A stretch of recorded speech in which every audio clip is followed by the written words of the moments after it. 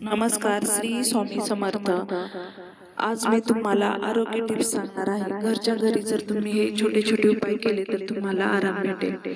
सांधेदुखीचा त्रास जाणवत असल्यास एरंडेल तेल लावून त्यावर गरम एरंडेल पान ठेवून बांधा।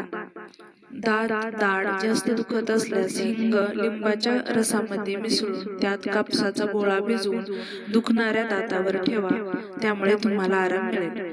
खूप थकवा आल्यास तिळाच्या तेलाने फक्त कान आणि तळपायांना मालिश करा, त्वरित ऊर्जा मिळेल आणि थकवा जाईल। डोके दुखत असेल तर नारळ पाणी प्या आणि त्याच्यासोबत गव्हाची भाकरी खावी। डोकेदुखीवर हा नैसर्गिक उपाय आहे। छाती भरल्यास सुकलेले कोळस्यावर किंचित हळद टाकून त्याची धुरी छाती जवळ द्या, त्याने आराम मिळेल। पोट जड झाल्यास दह्यात काळी मिरी व सैंधव मीठ टाकून खा, त्यामुळे तुम्हाला आराम मिळेल। हे उपाय करून पहा, नक्कीच तुम्हाला फरक पडेल।